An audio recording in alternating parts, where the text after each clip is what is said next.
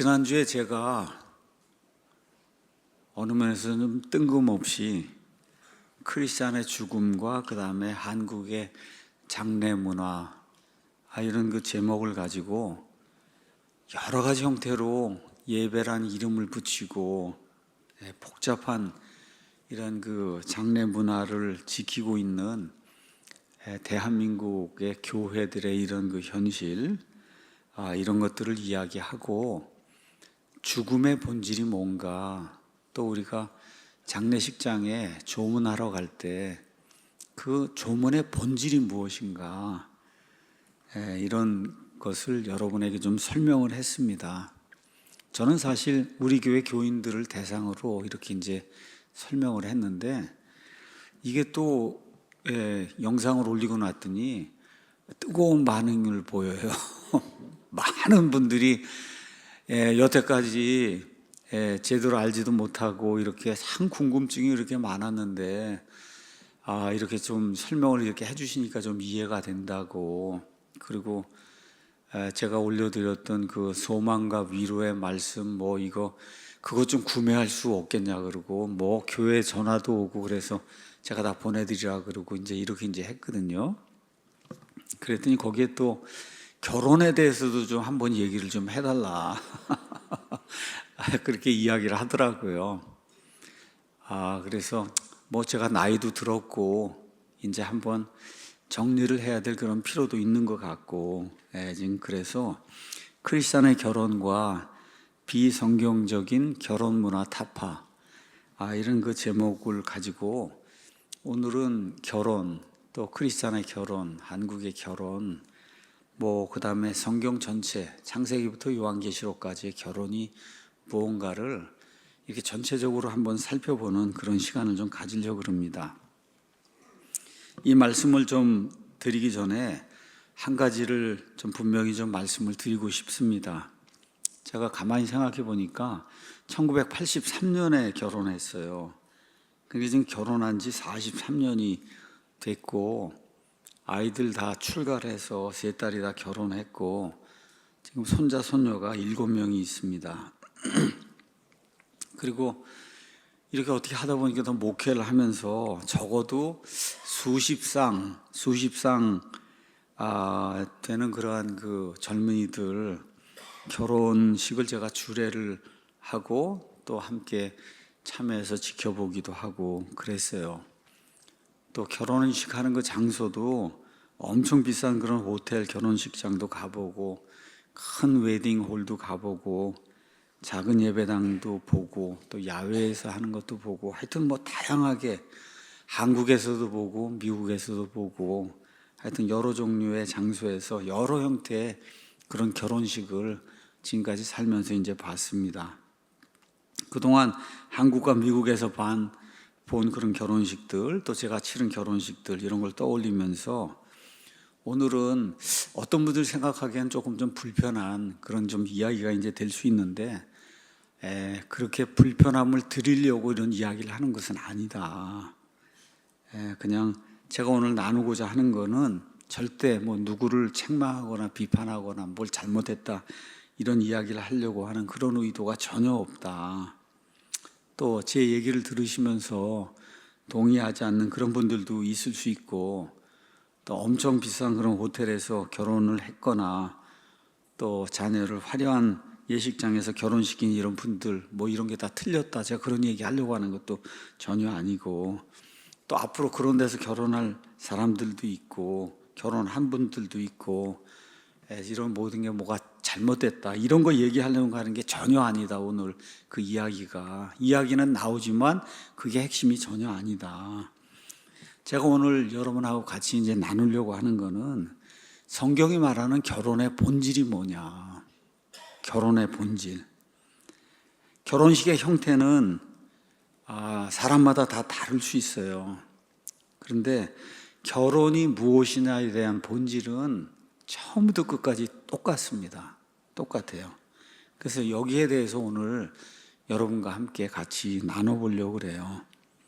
결혼이라고 하는 주제는 누구나 다 익숙하다고 생각하는 그런 주제인데, 사실 너무나 익숙하기 때문에 너무나 큰 오해를 하면서도 오해하는 거에 대해서 전혀 인식을 하지 못하는 그런 그 주제가 또 사실은 결혼이다. 제가 좀 찾아보니까 한국 소비자원의 조사에 따르면 결혼 서비스 전체 비용이 전국 평균 2천만 원을 넘고 서울 강남에서는 3,400만 원을 넘고 여기에다가 스튜디오, 드레스, 메이크업, 혼수까지 합치면 평균이 6천만 원이 넘는다. 또 결혼 예식장 잡기가 요새 어렵다는 얘기를 들었어요. 1년 전부터 뭐 잡고 그래서 이렇게 많은 시간을 들이고 돈을 들이고 정성을 쏟으면서도 실제 문제가 뭐냐? 결혼이 무엇이냐? 여기에 대해서는 별로 생각을 하지 않고 결혼을 하는 거예요. 그러니까 결혼을 그냥 오랫동안 결혼식장 잡으러 다니는 거, 뭐 하는 거 해서 이거를 결혼으로 생각하는 이런 풍조가 너무 많지 않은가. 결혼식장을 정하는 데는 몇 년을 고민하면서 결혼이 무엇인지를 배우는 데는 몇 시간이 뭐에 생각조차도 안 하고 그냥 같이 살면 결혼이 아닌가. 이렇게 생각하고 그냥 결혼하는 거예요. 이게 지금 대한민국의 현실이고 또 대다수 교회에서 결혼하는 사람들의 현실이다. 사실 어제 또 결혼식이 있어서 제가 주례를 쓰고 왔어요. 근데 그 주례를 섰는데 오늘 그 당사자가 지금 여기 있거든요. 이러니까 듣기가 어려울 수 있는데 절대 그런 얘기 하는 거 아니다. 어제 뭐 결혼한 분들, 뭐 그 전주에 결혼한 분들 이게 뭐 잘못 이런 얘기 하는 게 전혀 아니다. 오늘은 결혼의 본질이 무언가를 한번 제가 우리 교인들뿐만 아니라 또 인터넷을 통해서 듣는 그런 많은 성도들이 있으니까 이걸 좀 한번 전반적으로 한번 짚어봐야 되겠다. 목사로서 그걸 여러분에게 좀 말씀드리는 거예요.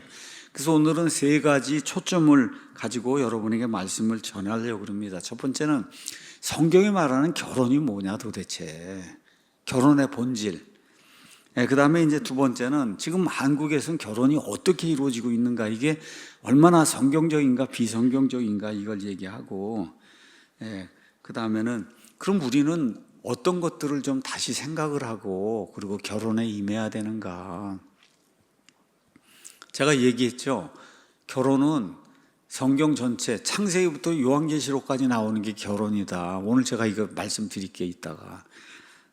자, 먼저 첫 번째, 결혼은 하나님이 정하신 제도다. 창세기 2장이 이제 나오는데 너무나 많은 분들이 특히 예수님 믿지 않고 이런 분들이 그냥 결혼은 인간이 만든 그런 사회적 합의나 사회적 제도가 아니냐 이렇게 이제 생각을 하는데, 실제로 하나님께서 창세기 1장에 사람을 만드시고 이 땅에 하나님이 처음으로 만드신 제도가 결혼이라고 하는 그런 제도입니다.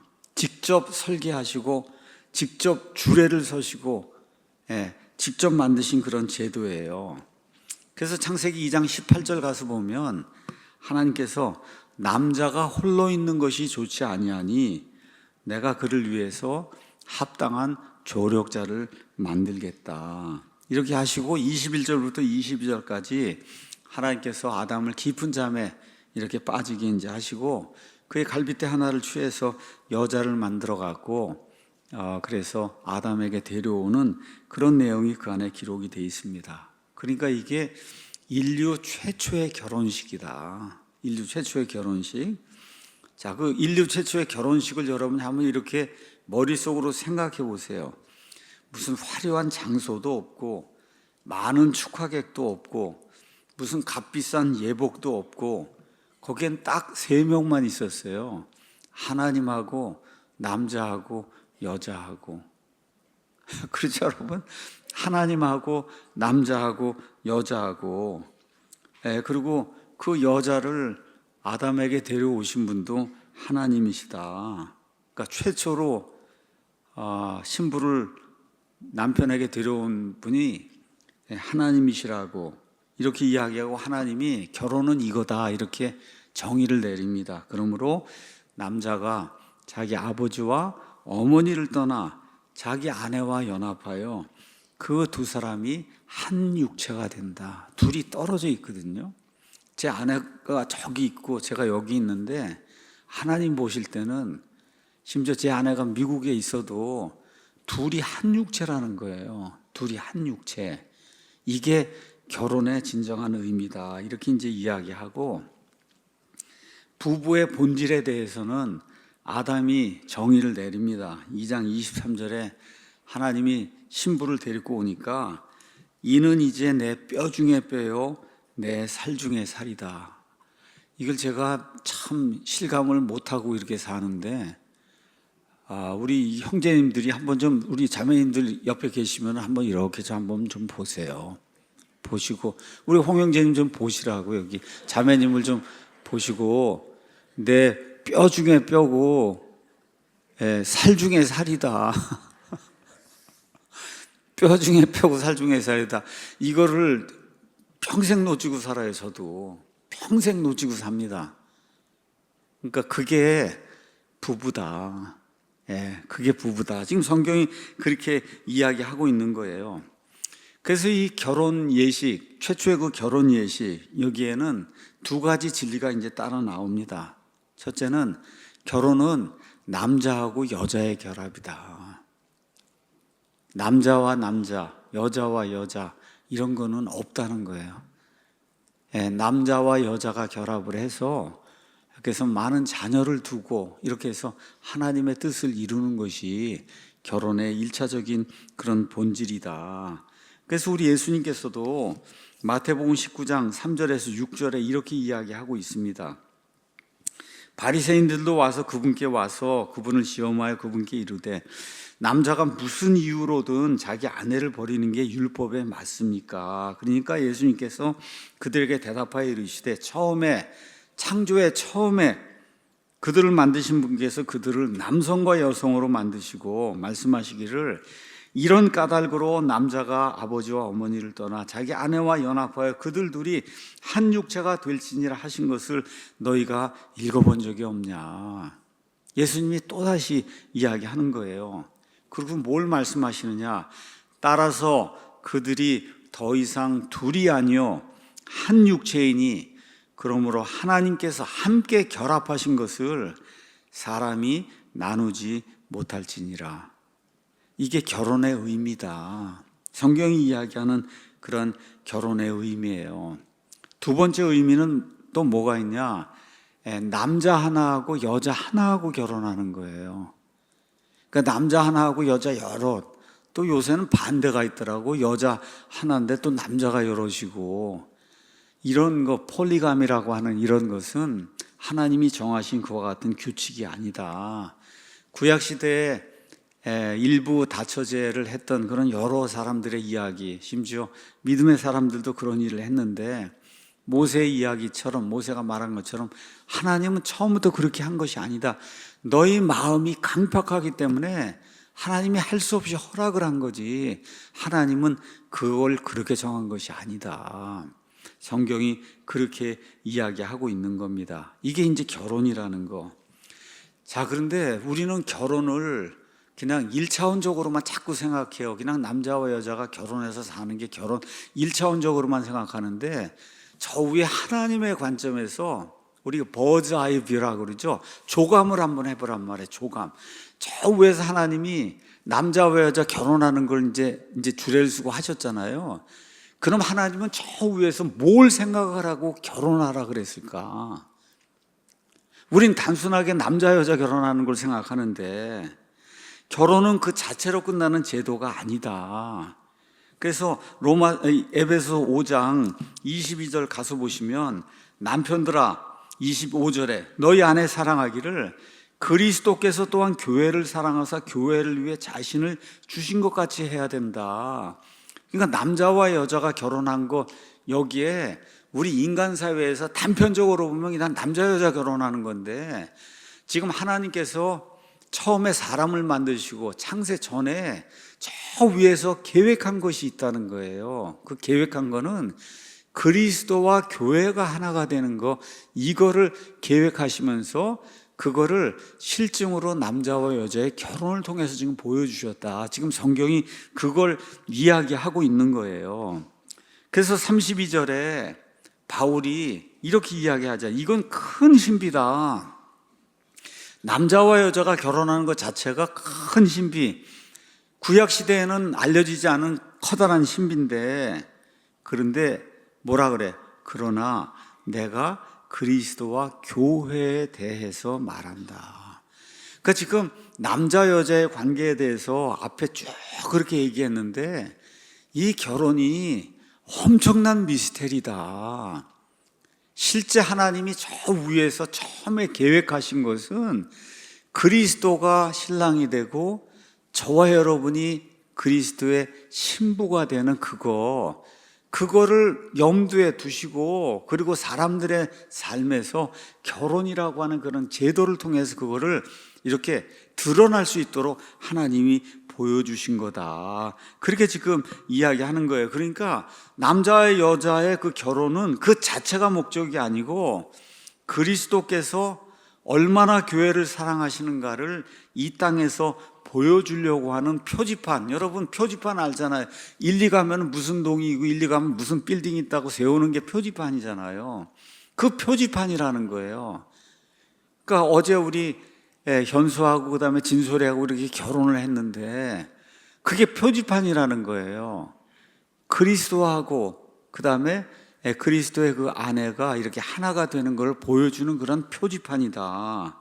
그래서 우리가 깊이 생각해 봐야 될 것이 있다는 거죠. 그거는 하나님께서 이 표지판을 보여주시기 위해서 창조의 시작부터 그걸 만들어 놨다는 거예요. 시간 지난 다음에 만들어 놓은 게 아니라 사람 만들자마자 창조의 시작부터 그 표지판을 만들어 놨다는 거예요. 그러니까 사람이 결혼하면 그러면 그 표지판을 보고 그리스도하고 그 다음에 이 그리스도의 아내가 연합이 되는 그 일을 생각해 볼 수 있도록. 그러니까 창세기 2장은 단지 인류 역사의 한 사건을 기록한 게 아니고 하나님께서 아담과 이브를 지으신 그 순간부터 장차 오실 예수 그리스도의 피로 구원받을 예수님의 신부 교회, 이거를 염두에 두고 결혼이라고 하는 틀을 표지판으로 이 땅에 하나님이 만들어 놓으신 거다. 여러분 조금 이해가 되시죠? 그러니까 이게 굉장히 중요한 거예요. 이런 생각을 되게 안 하고 결혼을 하는데, 그러니까 시간 순서로 보면 우리 사람 편에서 보면 결혼이 먼저 있었잖아요. 근데 하나님 편에서는 그 결혼이라는 그 주례수가 하기 전에 이미 하나님 편에서는 창세전에 그리스도하고 교회라고 하는 게 있었다는 거예요. 하나님 편에서는. 이걸 저와 여러분이 기억을 해야 되는 거죠. 그래서 그리스도와 교회의 영원한 그 사랑, 이걸 하나님께서 마음에 두시고 그 영원한 사랑을 인간이 이해할 수 있는 형태로 보여주시기 위해서 결혼이라고 하는 틀을 주신 거다. 결혼이라고 하는 틀. 그래서 하나님은 처음부터 결혼을 통해 무언가를 가르치고 보여주려고 하는 그런 목적을 가지고 있었다는 거죠. 그러니까 남자가 홀로 있는 것이 좋지 않다. 물론 맞는 거예요. 외로움을 없애기 위해서 하나님이 주신 건 맞는 거예요. 한 몸을 이루는 거, 이런 거 맞는 거예요. 근데 그 안에 더 큰 의미는, 그거는 큰 신비, 예수 그리스도와 우리가 이제 하나가 되고 이렇게 돼서 영원 무궁토록 사랑하는 관계가 되는, 그거를 하나님이 염두에 두신 그와 같은 그 일이 결혼이라고 하는 거. 여러분 이거를 머릿속에 두고 결혼하는 사람 있을까요? 거의 제가 보기에 저도 뭐 그런 거 전혀 생각하지 못했고 이제 깨달은 거예요, 여러분. 이제 시간이 지나면서 이렇게 둔하다니까요, 사람이. 이렇게 둔한 거예요. 그러니까 하나님의 그런 심오한 그런 계획이 들어있는 거다. 그러니까 결혼이 단지 두 사람의 행복이나 사회의 안전을 위한 그런 장치라면 결혼식이 화려하든 소박하든 본질적으로 큰 차이가 없을 수 있어요. 근데 결혼이 처음부터 그리스도와 교회의 관계를 보여주기 위해 하나님이 만드신 설계도다, 이렇게 생각하면, 그러면 그 결혼을 거룩한 표지판으로 생각을 해야 된다. 결혼을 좀 심각하게 그렇게 생각을 해야 된다는 거죠. 자, 그 다음에 왜 또 하나님이 사람이 결혼해야 되냐? 그건 전도서 말씀이 우리에게 이야기하는 겁니다. 제가 꼭 줄에 쓸 때마다 이야기를 합니다. 전도서 4장 9절 거기 가서 보시면 두 사람이 한 사람보다 나음은 그들이 자기들의 수고로 인해 좋은 보상을 받기 때문이다. 사람이 뭐 혼자 사는 그런 그 은사를 가지고 끝까지 혼자 살 수도 있어요. 그것도 성경이 정해놓으신 겁니다. 근데 대다수 사람은 같이 살게 돼 있어요. 같이 살아야 위험을 줄이고 위험에 맞닥뜨려서 그래서 싸울 수 있기 때문에 그래서 두 사람이 한 사람보다 낫다. 그렇게 이야기하는 거예요. 혹시 그들이 넘어지면 한 사람이 자기 동료를 일으켜 세우겠지만 홀로 서 있는 자는 넘어질 때 화가 있으리니 이는 그를 도와서 일으킬 다른 자가 그에게 없기 때문이다. 제가 요즘 많이 이걸 느끼고 있습니다. 제 동료가 저를 일으켜 세우고 있잖아요. 그런데 이렇게 좋은 말로 이렇게 하는 게 아니라 엄청난 이런 훈계와 함께 엄살을 부리지 말라 뭐 등등 이렇게 이제 해가지고 아픈데도 전혀 봐주지 않고 그리고 그렇게 하거든요. 근데 어쨌든 하여튼 이렇게 세우거든요. 이렇게 세웁니다 지금. 그 다음에 두 사람이 함께 누우면 그들이 따뜻하게 되지만 사람이 어찌 홀로 따뜻할 수 있으리요. 어떤 사람이 그를 쳐서 이기면 두 사람이 그 사람과 맞선다. 그래서 결혼을 하는 것이 이렇게 혼자 사는 것보다 인생의 여러 가지 그 위험을 잘 이렇게 대처할 수 있는 그런 수단이다. 그래서 결혼을 해야 된다. 그리고 마지막으로 세겹줄은 빨리 끊어지지 아니한다. 제가 결혼 생활하면서 엄청난 그런 그 갈등을 많이 겪었습니다. 그래갖고 너무 갈등이 너무 심해서 제 옆에 있는 지도 교수님에게 찾아갔어요. 아이고 너무 갈등이 심해갖고 제가 어떻게 할 수가 없다고 제 처가 가서 찾아가서 이야기를 좀 듣고 오라고 그렇게 이야기하더라고요. 그래서 제가 또 순종을 하고 그래서 제 옆방에 있는 저보다 한 15살 많으신 교수님이신데 좋은 그리스도인이에요. 그랬더니 그분이 정 박사 그게 결혼이야 그게. 그렇게 한참 얘기를 하더니 결국 가서 해결책이 뭐냐, 예수 그리스도를 봐야 된다. 둘이 싸우고 둘이 갈등하고 너 왜 이랬냐 이거에서는 해결이 안 된다는 걸 본인이 깨달았다는 거예요. 그래서 저 앞에 예수 그리스도를 두고 문제가 생기면은 둘이 아웅다웅만 해갖고는 해결이 안 되는 경우가 너무 많다. 그래서 예수님을 서로가 이렇게 바라볼 때 거기에서 해결책이 생기는 거를 본인의 삶에서 보게 됐다. 그 얘기를 저한테 해주더라고요. 저겐 정말 참 좋은 그러한 그 은사 교수님이신데, 그래서 제가 그거 듣고 와서 많이 실천을 했습니다. 그래서 지금까지 평안하게 이렇게 믿음 생활하고 있는데, 이게 세겹줄이라는 거예요. 세겹줄. 둘이 계속 서로 비난하고 해봐야 여러분 해결이 안 됩니다. 그렇잖아요. 예수님께서 우리를 위해서 어떤 일을 하셨는가를 생각을 좀 하고, 이런 자를 위해서 예수님이 죽으셨구나라고 서로가 생각을 하게 되면 그럼 생각이 달라지잖아요. 그러니까 둘이 문제가 생기면은 그러면 싸워야죠. 물론 둘이 서로. 그 인간이니까 어쩔 수 없거든요. 근데 맨 끝에 해결책은 예수님을 바라봐야 되는 거예요. 그래야 그 삼겹줄이 쉽게 끊어지지 않는다. 그런 의미의 결혼이라는 것이 있다는 것을 여러분에게 말씀드립니다. 오늘 제가 다 얘기하는 거예요. 뭐 제가 솔직한 사람이니까 있는 그대로 다 얘기하는 겁니다. 자, 그러면 이제 짝을 찾아야 되는데 짝을 어떻게 찾아야 되느냐. 이 짝 찾는 이야기가 창세기 24장에 기록이 되어 있는데, 창세기 24장을 제가 이번에 어제 설교하려고 준비해 보니까 창세기 24장이 67절이에요, 여러분. 짝 찾는 이야기가. 그래갖고 제가 챗GPT한테 가서 물어봤어요. 창세기에서 제일 긴 장이 어떤 장이냐. 그랬더니 창세기 24장이 제일 길다 그러더라고. 그걸 다 찾을 수가 없으니까 제가 물어봤단 말이에요.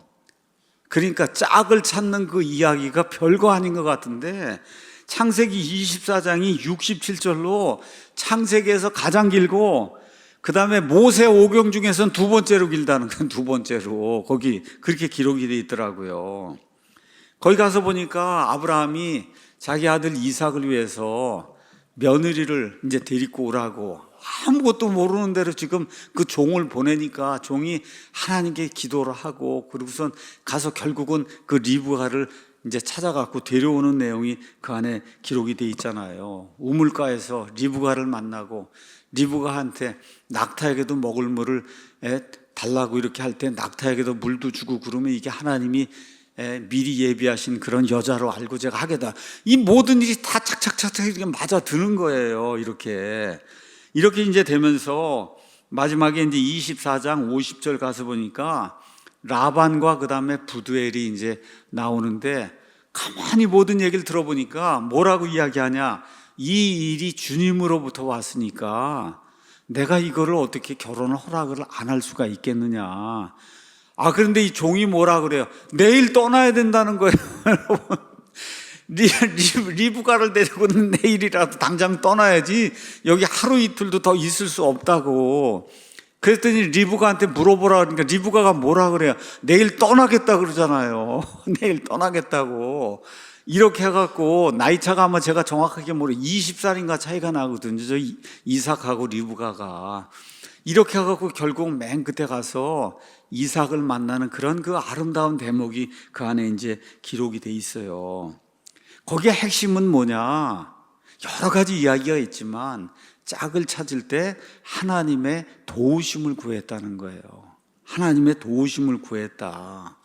근데 지금은 결혼 정보회사를 구하고 있어요. 하나님의 도우심도 구하는 것 같은데 많은 경우 결혼 정보회사, 그래서 학력, 자산, 직업, 외모 이런 걸 등급을 해서 한국 사회에서는 그렇게 짝을 찾고 있거든요. 그리스도인들도 심지어 마찬가지다. 제가 조건을 보는 게 나쁘다는 얘기를 하는 게 아니에요. 문제가 뭐냐? 정말 이 사람이 나를 위해 마련해 놓으신 그 사람인가? 여기에 대한 기도와 충분한 그런 연구와 그 하나님의 마음을 살피려고 하는 그런 것이 있어야지 된다. 순전히 그냥 인간이 만들어 놓은 이와 같은 그 조건을 가지고 이거 맞으면 결혼해야 되겠다고 하는 그런 생각을 갖는, 그 얕은 생각을 갖는 거, 이거는 결혼을 망치는 일이다. 성경이 그렇게 이야기하고 있는 거예요. 창세기 24장 가서 보면 아브라함의 종도 사실 조건을 봤어요. 리브가한테 마실 물 달라 그랬죠. 그랬더니 다음에 이번에 낙타에게도 물을 달라고 이렇게 하면 줄까 안 줄까? 그거 주면은 이 사람이다. 그 조건을 다 따졌잖아요. 그렇죠? 그러니까 사람의 됨됨이를 살핀 거예요. 정말 이 여자가 인간적으로 참 정이 많고 사람으로 대하는 그런 사람인가? 짐승까지도 귀하게 여기는 그런 사람인가? 이 조건을 따졌잖아요. 그게 성품을 본 거잖아요. 성품. 그렇죠? 그러니까 제가 여러분에게 말씀드리는 것도 조건을 따지지 말라. 조건이 안 맞는데 어떻게 결혼을 하겠습니까? 그런데 조건이 전부가 되고 그 조건을 살피는 과정 속에서 하나님의 인도하심을 구하려고 하는 그런 간절한 마음이 빠져 있으면 그러면 그게 온전한 결혼이 되기가 어렵다. 이걸 여러분에게 좀 말씀을 드리려고 합니다. 그래서 지금의 매칭 문화를 보면 만남 자체가 시작이 되기도 전에 학력, 직업, 연봉, 자산, 외모, 그래서 이 등급이 일단 맞아야 그 다음에 만남의 기회가 주어지고 이렇게 이제 하다 보니까 기도하고 기다리고 하는 이런 일이 별로 없어요. 하나님의 응답을 구하는 그런 마음이 없다. 그냥 인터넷에 가서 스펙 집어넣고 그리고 맞는 사람 나오면 그러면 가서 만나야 되겠다. 이렇게 시작이 되면 이게 정말 하나님이 나를 위해서 짝 지어 놓으신 그런 사람인가? 여러분 그런 생각이 들겠어요? 그렇잖아요.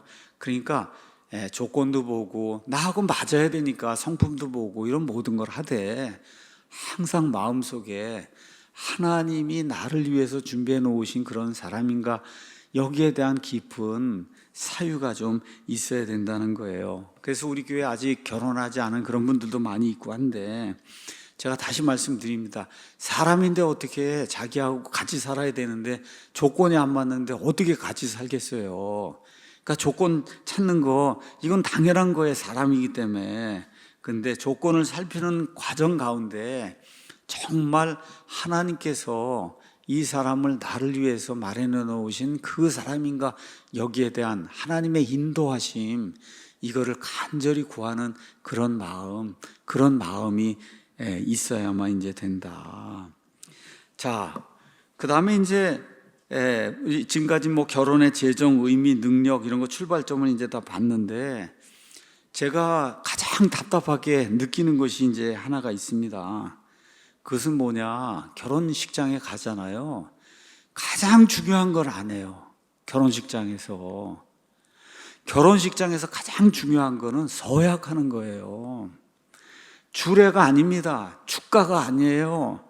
뭐 안내자가 무슨 멘트하고 시를 읽고 그러는 게 아니고, 결혼식에서 가장 중요한 거는 화려한 입장도 아니고 사진 촬영도 아니고, 신랑과 신부가 서로를 마주보고 하나님과 증인들 앞에서 입으로 서약을 하는 그 시간이 가장 중요한데, 그게 지금 문제가 되는 거예요.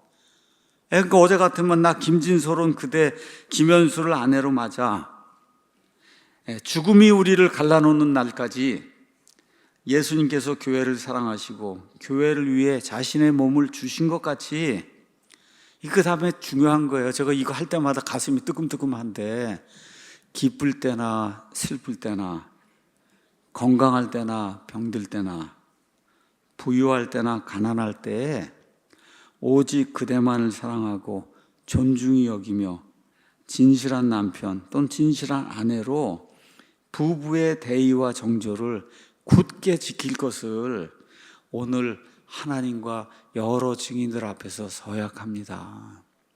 이게 결혼이에요, 여러분. 이게 줄에서 없어도 이것만 했으면 그게 결혼이 되는 거예요. 이 서약문 안에 지금 우리가 살펴본 모든 신학이 압축되어 들어가 있는 거예요. 그래서 다시 한번 제가 말씀드리는데, 이 서약은 감정을 표현하는 것이 아니라 의지를 표현하는 거예요. 의지. 기쁠 때나 슬플 때나, 그렇죠? 아플 때나 병들 때나 부유할 때나 가난할 때 내가 오직 당신만을 사랑하고 그 다음에 당신만을 존중히 여기겠다고 하는 그 의지를 표현하는 거다. 이게 결혼의 핵심이에요. 결혼의 핵심. 많은 젊은이들이, 저도 옛날엔 그걸 잘 몰랐는데, 사랑하면 결혼하는 걸로 생각을 하거든요. 물론 사랑하면 결혼할 수 있어요. 근데 결혼의 본질은 사랑하는 게 아니라 사랑하겠다고 약속을 하는 거다. 여러분, 이거 중요한 말이에요. 사랑하겠다고 약속을 하는 거예요. 그게 결혼의 본질이다. 사랑하는 그 감정은 특히 젊을 때 뭐 예쁘고 뭐 그렇다고 그러고, 그거는 한 10년, 20년 지나면 다 사라져요. 뭐가 남아야 되는 거예요? 사랑하겠다고 하는 약속이 남아야 되는 거예요. 그래야 결혼이 유지가 되는 거다. 근데 이게 없이 결혼하잖아요, 지금. 여러분 한번 결혼식장 가보세요. 서약이 있나? 아무것도 없어요. 이런 것이 없이 결혼을 하니까 지금 문제가 이렇게 생기는 거예요. 그래서 결혼의 안정장치는 사랑하는 감정이 계속 지속이 되는 거. 여러분, 그거 계속 지속이 안 됩니다. 서로 다툴 때도 있고 뭐 할 때도 있고 안 돼요. 근데 뭐는 있어야 되냐? 서약. 내가 하나님과 여러 증인들 앞에서 이 결혼을 지키겠다고 한 거, 그렇죠?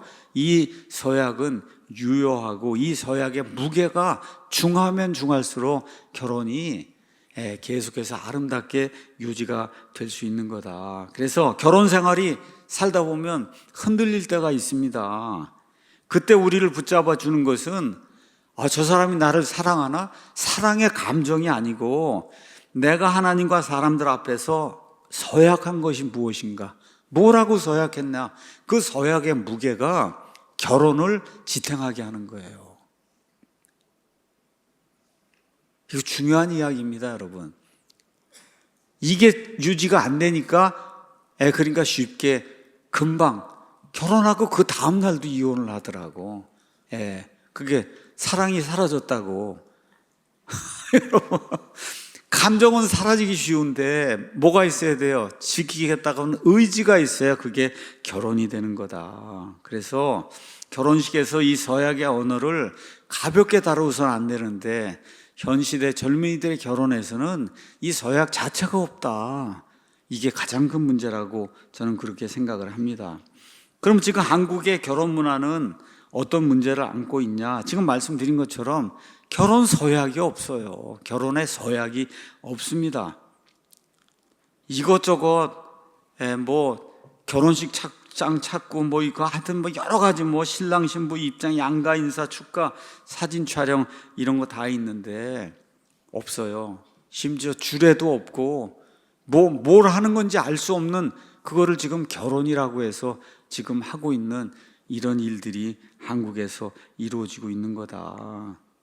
예수님은 마태복음 5장 33절에 33절 7절까지 서약과 말의 무게에 대해서 말씀하시거든요. 아니오를 분명히 해야 되는 거다. 그런데 결혼을 할 때는 서약을 누구에게 하는 거예요? 하나님에게 하는 거예요. 하나님에게. 그러니까 하나님 앞에서 한 그 약속은 가벼운 것이 아닙니다. 근데 그것 자체가 없이 심지어 그리스도인들의 결혼식에서도 결혼 서약이 없으니 이게 무슨 결혼이라고 할 수 있겠는가. 그래서 제가 이렇게 결혼 예식하러 가서 그 결혼식장에 가서 이 서약을 하겠다 그러면 거기 그 안내하는 그 뭐 여자들도 있고 있잖아요. 이상한 눈으로 저를 쳐다본다고. 이런 걸 왜 하냐고. 이런 거 하도 안 하니까. 근데 저는 뭐라 그래? 이게 결혼이다, 이게. 축사는 없어도 되고 아무것도 없어도 된다. 이게 결혼이다. 두 번째, 결혼식장에 이제 가면은 제가 참 당황하는 게 있습니다. 주례는 그냥 꽂아놓은 보리자루처럼 서 있기만 하라는 거야. 그래서 시간을 정해줘요. 5분 해야 돼, 5분. 5분 해야 된다고 딱 그렇게 시간을 딱 이렇게 정해서 이렇게 밀어 넣어요, 저한테. 그렇게 하다 조금 길어지면 쪽지가 올라와요. 너무 길어갖고. 여러분, 이게 결혼의 의미일까? 한번 생각을 한번 해보시라고. 결혼 그날 서약도 해야 되죠. 서약하고 성혼 선포하는데도 5분이 걸리잖아요. 적어도. 그렇잖아요. 그럼 뭐 간단하게 이렇게 축사하고 그래도 5분은 더 있어야 될 거 아니에요, 5분. 그래서 길게는 안 합니다, 제가. 다 알기 때문에. 그 문화가 그렇게 돼 있는 거예요. 이 주례라든지 이런 모든 거는 그거는 그냥 전혀 필요 없고 사진 찍고 그냥 이렇게 하고 뭐 하는 게 그게 결혼이다라고 하는 그런 생각을 가지고 결혼을 하고 있는 이런 아주 가벼운 경솔한 형태의 그런 결혼이 이루어지고 있다. 그 다음에 이제 세 번째 제가 느끼는 것은 또 뭐가 있냐. 이건 그냥 제 개인적인 생각입니다.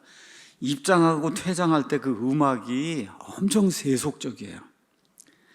결혼식도 이게 하나님 앞에서 드리는 거잖아요, 여러분. 그러면 이것도 하나님 보시기에 거룩한가 아닌가를 좀 따지고선 그러고선 이 입장하는 것도 그렇고 퇴장하는 것도 그렇게 음악을 정해야 되는 거예요. 영화 OST, 팝송, 뭐 댄스곡 뭐 이런 걸 해가지고 이렇게 하는 건 내가 좋아서 정하는 것이 아니라 하나님께 영광이 될 수 있는 건가. 또 내가 그리스도인으로 믿지 않는 다른 친구들도 오고 다 와 있는데 그리스도인은 이렇게 결혼하는 거야. 하나님께 영광을 돌리기 위해서.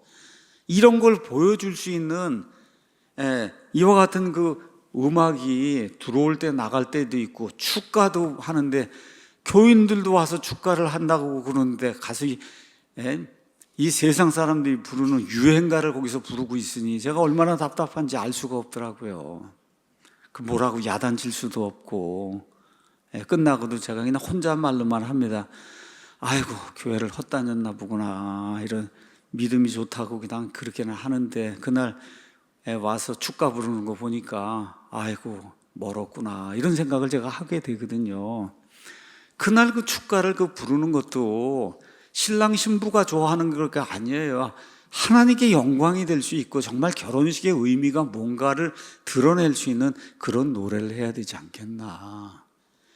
제가 여러분에게 그냥 말씀 안 하셔도 괜찮아요. 여러분이 그냥 제가 목사로서 이제 그만둘 때가 된 사람이니까 그냥 있는 말을 다 하는 거예요. 있는 말을 이게 올바른 게 아닐까 여러분에게 말씀드리는 거예요.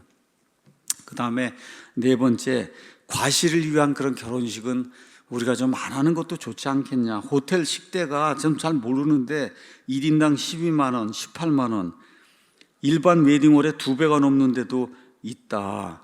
이렇게 하는데도 많은 사람들이 그걸 선택한다는 거예요. 왜 그러냐 그랬더니 어디서 결혼식을 했느냐가 그게 사회적인 지위를 증명을 하는 수단이 된다. 근데 전도서 5장 10절은 은을 사랑하는 자는 은으로 만족하지 못하며 풍요를 사랑하는 자도 소득의 증대로 만족하지 못하리니 이것도 헛되다. 이렇게 이야기하고 있습니다. 맨 마지막으로 중요한 것이 뭐냐? 결혼을 전혀 공부하지 않고 결혼하는 게 가장 큰 문제예요. 여러분, 결혼이 인생에서 가장 중요한데 저도 회개합니다. 공부를 안 하고 결혼을 했으니까. 결혼을, 여러분, 가장 중요한 거, 대학 입시다, 직장 가야 되기 위해서 입사 시험을 치러야 된다. 얼마나 공부를 합니까, 여러분? 근데 그거보다 더 중요한 게 뭐예요? 인생의 배우자를 만나는 거잖아요. 그럼 인생의 배우자를 만나면 그게 어떻게 살아야 될까를 공부를 해야 될 거 아닙니까? 공부를. 근데 결혼식 날짜 정하고 하여튼 식장 정하는 데는 1년씩 이렇게 다 쓰는데 결혼이 무엇이고 어떻게 살아가야 될 것인가에 대해서는 공부를 안 해요. 공부를 하도 공부를 안 해서 제가 이 책을 여러분을 위해서 썼으니까 크리스찬의 결혼과 가정, 어제 결혼한 우리 진솔이하고 그 다음에 우리 현수도 읽었으리라고 믿고, 그래서 우리 교회에 오시는 분들은 다 이렇게 소개를 하고, 또 우리 교회에 결혼과 가정에 대해서 8가지 이렇게 영상이 있어요. 그 영상을 이거 요약을 한 거예요. 그래서 이것도 더보기 링크하고 고정 댓글에 이 책을 이렇게 해놓을 테니까 다운 받으셔서 결혼이 뭐고 가정이 뭔가, 왜 하나님이 이렇게 결혼을 허락하고 가정을 주셨는가, 지금이라도 늦지 않았으니까 좀 읽어보시기 바랍니다. 제가 여러분에게 부탁드리게, 지금이라도 늦지 않았으니까, 늦었다고 생각하는 때가 가장 빠른 때다 이렇게 생각하시고 부부가 좀 가서 크리스찬의 결혼과 가정 좀 읽어보시기 바랍니다. 자, 제가 여기서 이제 분명히 말씀드리려고 하는 게 있어요. 제가 지금 말하는 건 꼭 예배당에서 목사의 주례로 결혼식을 해야만 된다, 이런 규칙을 세우려는 것이 아니다. 장소가 예배당이 되든 호텔이 되든 주례가 목사가 되든 어떤 은사가 되든 이것 자체가 핵심이 아니다. 제가 말씀드리고자 하는 거는 결혼식을 준비하면서 무엇이 정말 중요한가지, 그걸 한번 생각을 해보라는 거예요. 결혼식장 정하는 데 들이는 시간과 정성만큼 결혼 서약의 그 의미, 그거를 깊이 좀 생각을 해보고, 그날 하는 음악이라든지 사진, 식사 메뉴 이런 거 고민하는 그 시간만큼 결혼이 무엇인가를 배우는데도 시간을 좀 들여야 된다.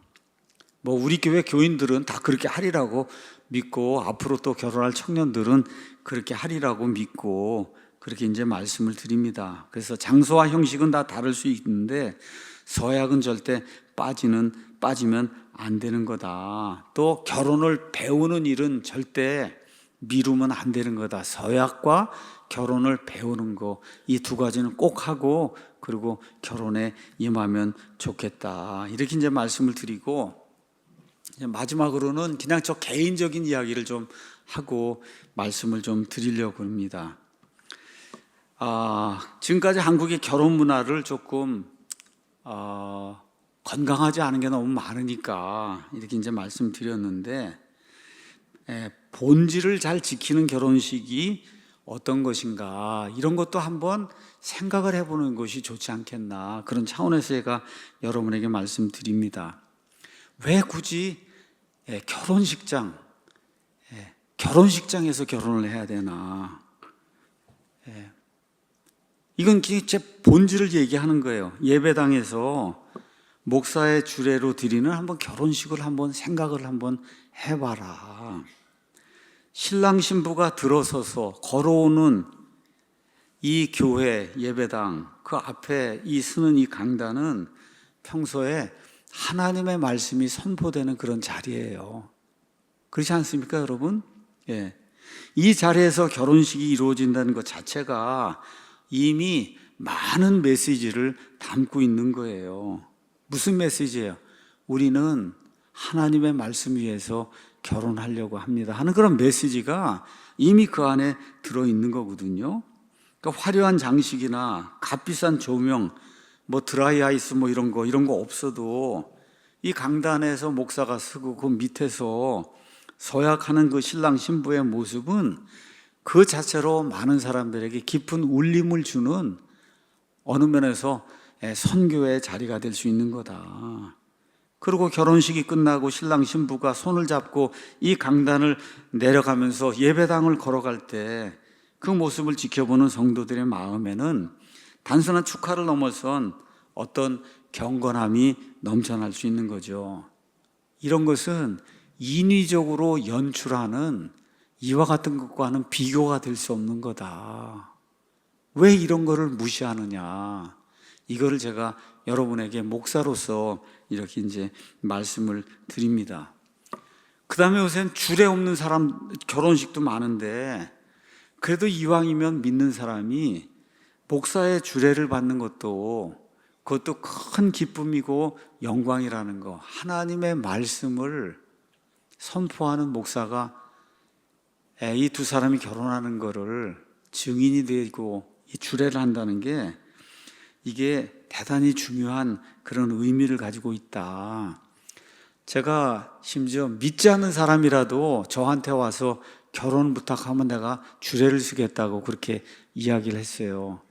왜 그러냐? 그만큼 결혼이 중요한 거기 때문에 믿지 않는 사람이라도 그걸 통해서 하나님의 은혜를 알릴 수 있는 그런 계기가 된다 그러면 제가 그렇게 하겠다, 그런 이야기를 하고 있거든요.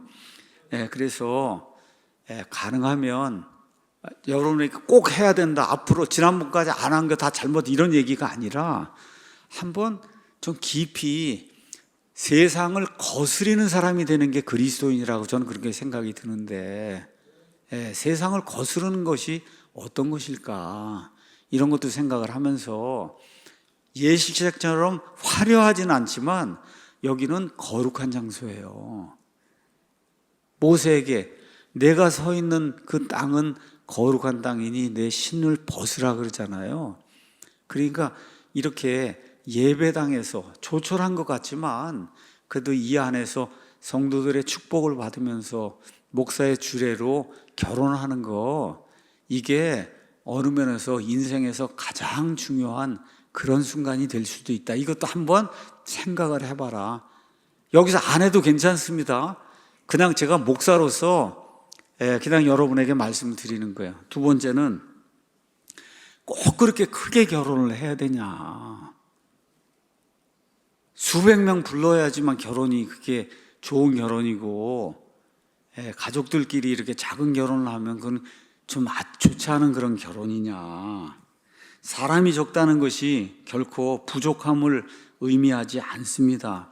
오히려 적은 사람이 모일 때 그 자리에 있는 사람은 다 그 부부를 다 아는 사람이고, 그 부부에게 진심으로 무언가 이야기를 해줄 수 있는 그런 사람이잖아요. 적은 결혼식을 하게 되면 그렇잖아요.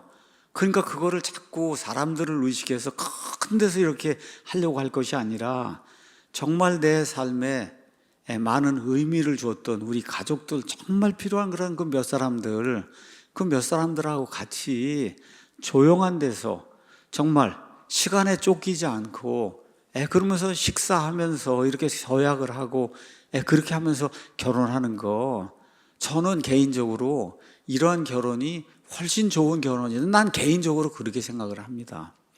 제 예를 들게요. 저도 결혼식을 예배당에서 했어요. 예배 다 끝나고 미국에서 오후 3시, 3시 반에 예배 끝나고 거기 교인들이 있는 데서 그렇게 결혼을 했습니다. 10만 원짜리 반지 하나 주고 서로 그러고서는 결혼했는데 지금까지 no problem, 아무 문제 없이 잘 살고 있어요. 우리 큰아이도 교회에서 그냥 조촐하게 그렇게 결혼을 했습니다. 다 잘 살고 있어요.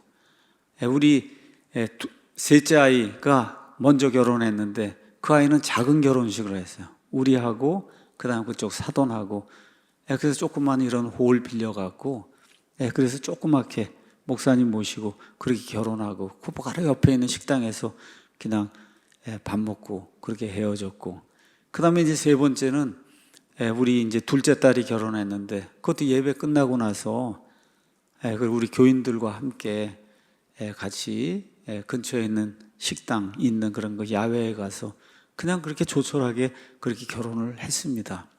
근데 다 잘 살아요. 뭐 돈도 많이 들이지 않고 다 그렇게 했는데도 전혀 문제가 없다. 그게 저는 그렇습니다. 제가 이렇게 봤을 때 제가 공과대학을 다니고 그래서 그런지 이게 실용적이지 않고 그냥 뭐가 많이 끼고 이런 거는 그게 좀 어울리지 않고, 성경적으로 봤을 때도 단순한 게 아름다움이에요, 여러분.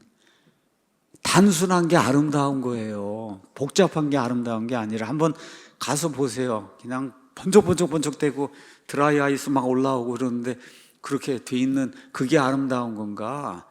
몇 명 가족이 모이지만 정말 서로를 축하하고 아껴주는 그런 사람들끼리 포옹도 하고 이렇게 하면서 잘 살아라 이렇게 얘기하고 하나님 앞에 서약하는 그런 것이 아름다운 것인가? 저는 우리 그리스도인들이 단순함과 거룩함의 아름다움을 추구하는 그런 사람들이 되면 좋겠다. 전 그렇게 생각을 합니다. 그렇다 그래서 큰 결혼식장 한다 그래서 제가 안 가는 거 아니에요. 또 오라 그러면 제가 가서 주례도 다 쓰고 그거에 대해서 아무 반감이 없습니다. 다만 우리가 그리스도인이라고 할 때 그 그리스도의 가치는 어디에서 나오냐? 외적인 이런 번쩍번쩍대는 데서 나오는 게 아니라 내적인 데서 나오는 거다. 제가 성경 말씀 하나만 읽어드리고 그리고 마치겠습니다. 베드로전서에 가서 보면 이렇게 기록이 돼 있어요. 이게 아내들에 대한 얘기인데 그냥 결혼식이라고 생각하고 여러분이 한번 보시기 바랍니다. 아내들아, 이와 같이 너희도 너희 남편에게 복종하라. 이것은 누가 말씀에 순종하지 아니하여도 그들 또한 말없이 아내의 행실을 통해 얻으려 함이니 두려움이 동반된 너희의 정숙한 행실을 그들이 눈여겨보느니라. 자, 읽어볼게요. 너희는 머리를 닦고 금으로 치장하거나 옷을 차려입는 그런 외적 단장으로 단장하지 말고 오히려 마음에 감추어진 사람으로 단장하라. 그것은 하나님의 눈앞에서 지극히 값진 것이요 썩지 아니하는 것이니 즉 온유하고 조용한 영의 장식이다. 저는 이게 결혼 예식에도 그대로 적용이 돼야 된다 그렇게 생각을 합니다. 여기 있는 것처럼 온유하고 조용한 영의 장식, 이걸 가지고 결혼하는 것이 하나님을 기쁘게 하는 것이고, 마지막으로 하나 더 말씀드릴 수 있는 것은 빨리 결혼해라. 지금처럼 결혼하기 좋은 데가 어디가 있어요. 옛날에 결혼하려고 그러면 전세 얻어야지 뭐 얻어야지 뭐 하고 그러면 지금은 다 정부에서 임대 아파트도 다 주고 다 살 수 있게 해주잖아요. 애기 낳으면 다 키울 수 있도록 다 해주고, 그리고 어떻게 좋은 사람만 만나면 빨리 가서 사는 게 좋은 거예요. 그걸 자꾸 늦추고 해서 40, 45 이렇게 하면 그 인생을 웨이스트 하는 거다. 어떻게 하는 게 좋아요? 27, 28 이렇게 되면, 남자들, 여자들은 25 이렇게 되면 빨리 호감이 가고 성품이 좋은 굿 네이처를 가지고 있는 그런 그 신앙인을 빨리 만나서 그래서 어떻게 서약을 하는 거예요, 여러분. 서약 같이 그렇게 해서 우리 교회 안에서는 많은 사람들이 예수님 안에서 결혼하고 이렇게 해서 좋은 가정을 이루고 이렇게 해서 하나님께 영광을 돌리는 그런 일이 많이 생기기를 나이 같은 이런 목사의 입장에서 여러분에게 간곡히 부탁을 드립니다.